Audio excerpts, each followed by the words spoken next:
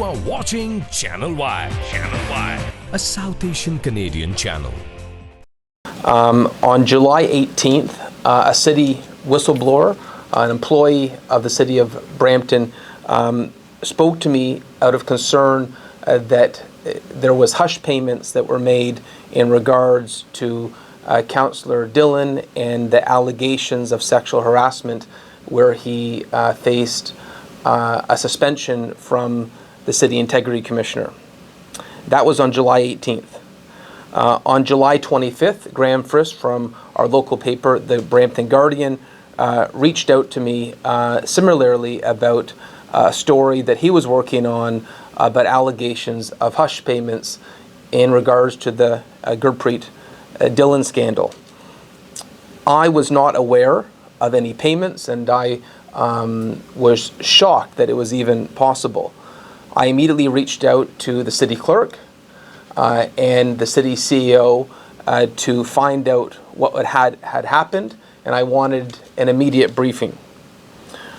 We had a briefing with the city clerk and the city CEO, and what we were informed at the time was that there was a settlement in regards to these allegations, and that according to the city CEO, there over $60,000 of taxpayer funds were involved. I cannot speak to the personal funds that were involved by the councillor as part of the settlement, and my concern is taxpayer funds. And the fact that over $60,000 in taxpayer funds were used without approval from City Council, for me, is absolutely wrong, and I'm furious about it. City funds should never be used in this manner. One of the first questions we asked in the briefing for the councillors that were in attendance was, did insurance cover this, or was it taxpayer dollars? And we were informed it was, the insurance did not cover this settlement. What I'm going to propose is that in the city of Brampton, that hush payments should be banned. I'll be putting forward a motion at a council meeting later this week that hush payments should never be allowed, never be, there should be no compensation, no city taxpayer dollars ever used for such payments. An NDA was signed.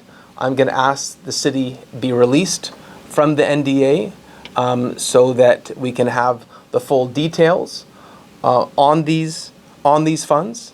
I want to state we had no awareness about the payment, and the fact that we're being told that there's an NDA, that we're not able to speak to this, we feel it offensive that we're being told that the city assigned an NDA as part of an agreement with this councillor that we're not even able to speak to. So we're going to ask for the NDA, to the city to release its obligations for the NDA and to ban this practice. I'm going to ask Councillor Santos to say a few words. She's been leading the city charge when it comes to the It's Not Okay campaign and to break the silence, and has been a leading voice in the community for women in Brampton. Thank you, Mayor Brown. As now the only woman on council, I've been advocating for women's equality and advocating to end violence against women well before becoming elected.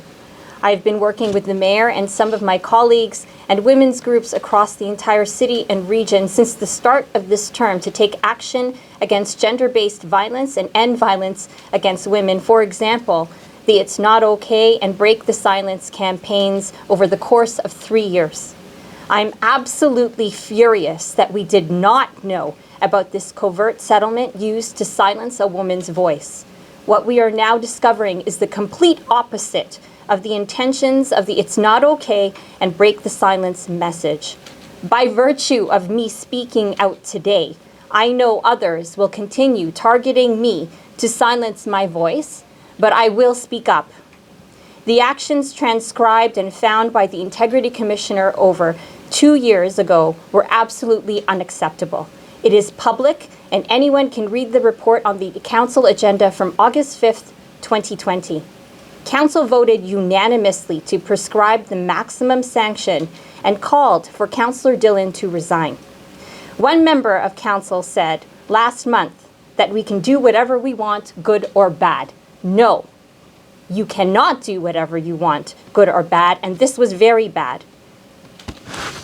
In fact, Charmaine Williams, the then councillor and now Associate Minister of Women's Issues, gave a very long speech on that day, August 5th, 2020, asking for Gurpreet Dillon to resign 74 times, the exact number of times that the victim said no. We even required that the forfeited salary from Gurpreet Dillon's suspension be donated to a women's group. We now believe, instead, money was being used to silence a woman who was sexually harassed. The idea that possibly only one member of council, and it is unclear if others knew, that city funds were being used as hush money, that we had no say, despite calling for his resignation, is shameful. As a woman's advocate, I want to know exactly what happened, and we need to break the silence. I support Mayor Brown's position that we should know exactly what happened with this hush money, why we were not informed, while other members of council perhaps knew, and why women's voices are being silenced behind our backs despite very public efforts to end violence against women. Thank you. I'm going to ask Andrea to come forward next as another leading voice in the community on behalf of women small business owners in our city. Andrea, please, the floor is yours. Good morning. My name is Andrea Barrett, and I'm a Brampton resident, a business owner, and a Brampton taxpayer. On behalf of the 350,000 women who live in Brampton, I am ashamed that even 1 penny of taxpayers' money was used to subsidize Councillor Gurpreet Dillon's settlement with his victim. 4 years ago, Gurpreet Dillon swore an oath in front of this community, and he broke that oath when he sexually harassed his victim in that hotel room in Istanbul. For legal reasons, no one will say that Mr. Dillon sexually assaulted his victim because it has not been tried in the court of law. But if you only have to read the Integrity Commissioner's report, that's all you have to do. Just read it. It was made public exactly 2 years ago today, and you will understand that the victim had to say no 74 times before he put her down, took his hand from underneath her skirt, and left her hotel room. If you read it, you will be as angry as I am today. The report was released 730 days ago, and Mr. Dillon still collects a paycheck from Brampton taxpayers. He is not a Hockey Canada player, but Mr. Dillon benefits from the same system that silences victims and allows sexual predators to go unpunished. The victim has been silenced by a non-disclosure agreement. The woman who investigated Mr. Dillon's actions has been fired by Mr. Dillon and his 5 enablers on City Council. Mr. Dillon, on the other hand, walks freely throughout City Hall, goes to social events, and votes on policies that affect women and children in Brampton and Peel Region. There are now 83 days until the next municipal election. I want women voters to remember what Mr. Dillon did and remember his 4 enablers on City Council who orchestrated the firing of the Integrity Commissioner because she had the audacity to do her job. Councillors Bowman, Williams, Medeiros, and Fortini, shame on you.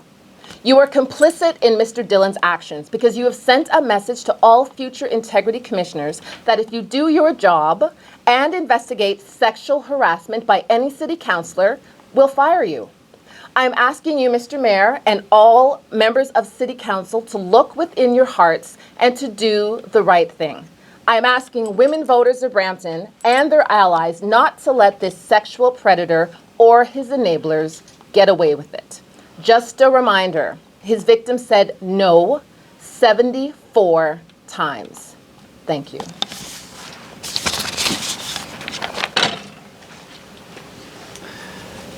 Now, I'm happy to take a few questions, but until we have the minutes of settlement released, which we hope our council motion on Friday will achieve that, the information we have is limited to the briefing we received from the city CEO. Hi, I'm Brown Grouping from Y Media. So, what is the evidence that the hush money was paid? Are you guys releasing those evidence as well that the hush money was paid? So, the whistleblower from the city that brought this to us, we took the allegations. It was confirmed by the city CEO, but he said in order for it to be released to the media, we have to put forward a motion at council, which we are going to do on Friday. And so what we've done today is share with you everything we know. The city CEO was only able at this point to share with us the claim and the non-disclosure agreement. And has said that we would not share the city minutes of settlement until a council motion authorizes it. And I'd hope that all members of council would support that motion. This should not be swept under the carpet. You are watching Channel Y, a South Asian Canadian channel.